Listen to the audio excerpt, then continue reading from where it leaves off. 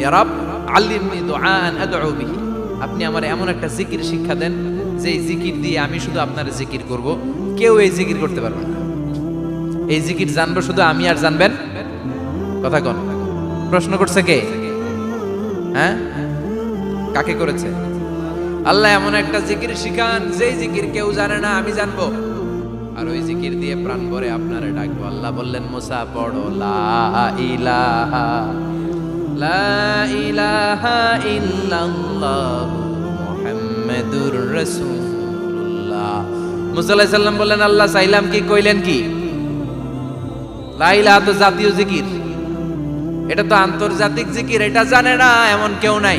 আল্লাহ আমি তো চাইছিলাম এক্সক্লুসিভ, আমার জন্য স্পেশাল, এর চেয়ে সুন্দর আর কেউ জানবে না, এত সুন্দর একটা জিকির আপনি দিবেন, এটা আমি ডাকবো আপনারে আর আপনি শুনবেন। আল্লাহ বললেন মুসা এর সাথে আমি আমার কাছে না।